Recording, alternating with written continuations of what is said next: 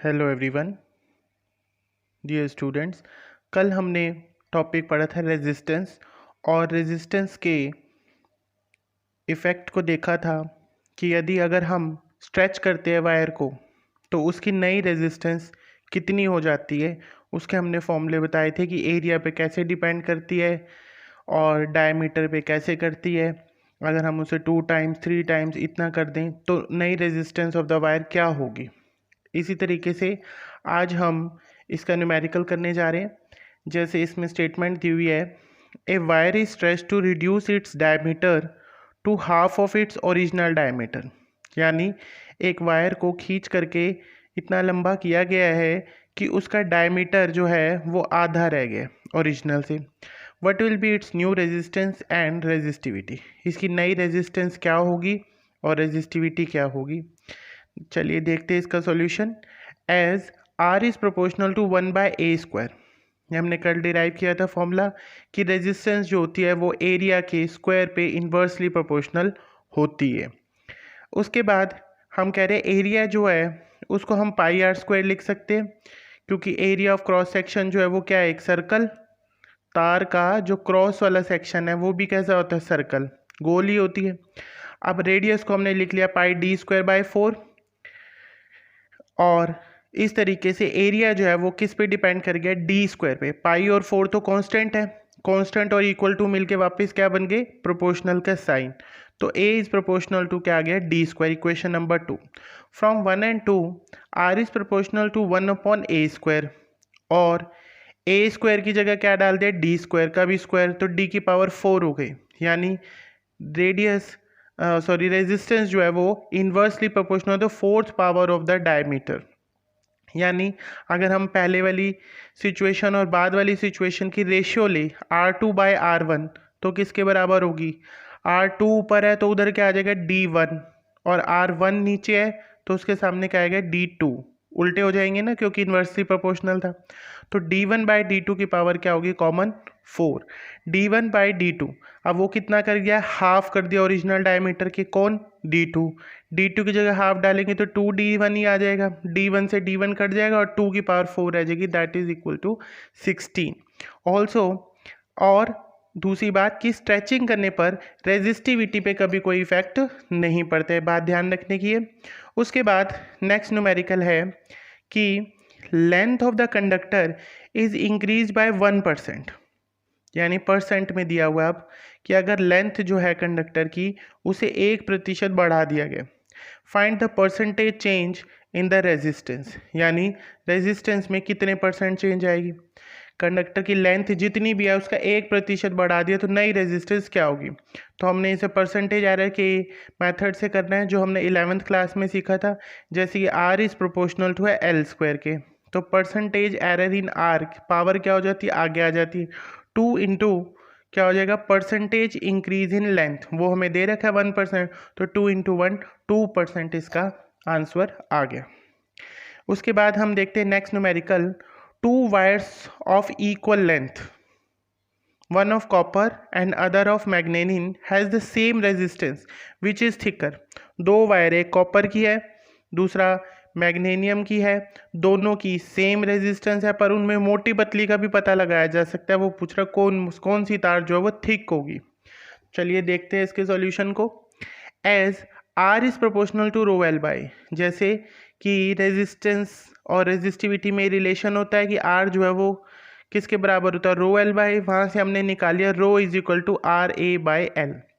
अब given conditions क्या क्या है कि लेंथ सेम है, रेजिस्टेंस सेम है, तो आर प्रोपोर्शनल टू क्या रह गया, सिर्फ एरिया के ना, सॉरी रो जो है प्रोपोर्शनल किसके रह गया, एरिया के। यानी रेजिस्टिविटी अब डिपेंड करिए ए पर।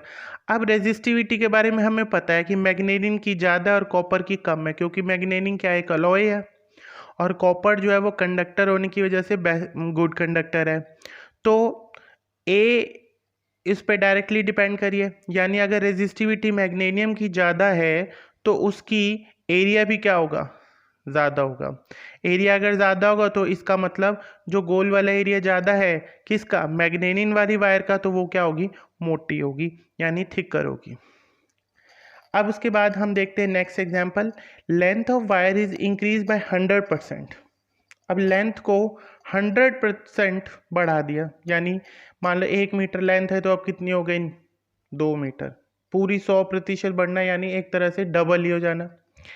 Calculate the percentage change in the resistance, percentage change निकालना है रेजिस्टेंस में। जैसे नाउ न्यू लेंथ कितनी हो जाएगी, पहले अगर एल लेंथ थी तो अब कितनी हो जाएगी 2L, 2L का मतलब 100% बढ़ गई, डबल हो गई।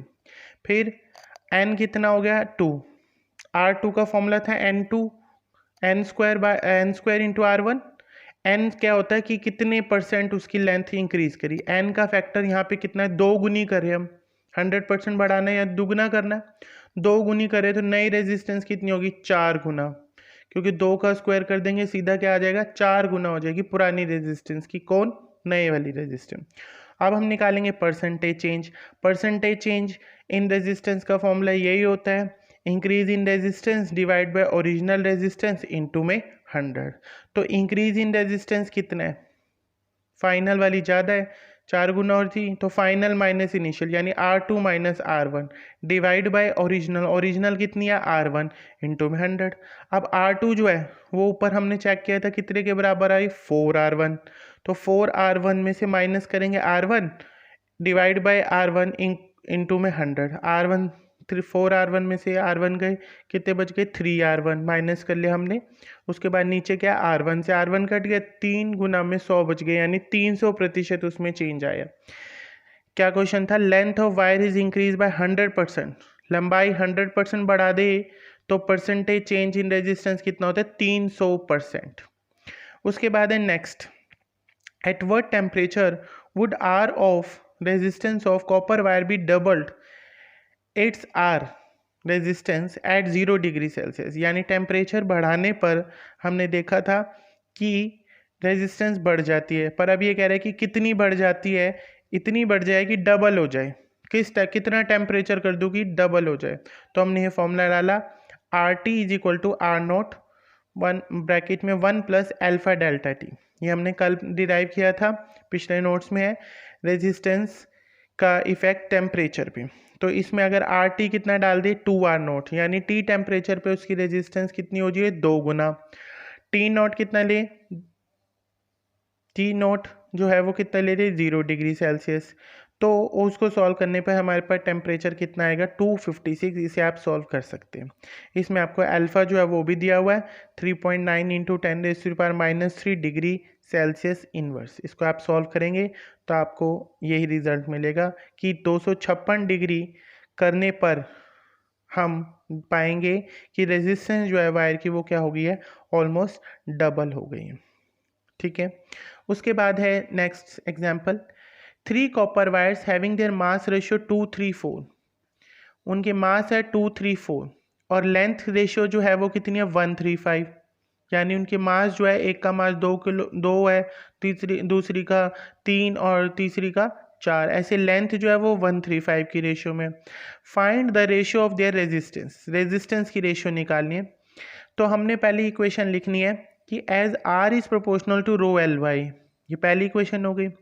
अब वो कहता है कि मास जो होता है वो होता है वॉल्यूम इंटू डेंसिटी, सबको पता ही है, मास का फॉर्मूला वॉल्यूम कितना होता है area into length into D, मतलब डेंसिटी है यहाँ पर। तो एल को नीचे लेंगे, mass upon length is proportional to किसके रह गया एरिया के, क्योंकि डेंसिटी तो सेम ही रहेगी, क्योंकि उसने कहा है कि 3 कॉपर्स वायर, कॉपर की ही वायर है ना, तीनों ही कॉपर की वायर, तो डेंसिटी तो सबकी सेम होगी, चाहे पहली वायर है चाहे दूसरी चाहे तीसरी। तो जो चीज़ कांस्टेंट है उसको इक्वल टू के साथ मिला लिया यहाँ पर, और हमने क्या देखा कि ये डेंसिटी और इक्वल टू मिलके यहाँ अल्फा बन गए। और इक्वेशन नंबर 1 और 2 से R is proportional to rho L by था, तो यहाँ पर m इसकी जगह हमने m/l डाल दिया, a की जगह, किसकी जगह a की जगह यहाँ पर, और ये ऊपर चला गया तो क्या हो गया L²/m। अब हमने इन तीनों की रेशियो निकाल ली, R1 R2 R3 की रेशियो किसके बराबर होगी L1²/m1, L2 ऐसे ही L3। अब तीनों की वैल्यूज पूछ गई, L1 L2 N3 दे रखे थे 2 3 4, उनका स्क्वायर हो गया, नीचे मास डाल दिया 234, ये दिया हुआ था मास कितना है 234, और ऊपर लेंथ कितनी है 135 5।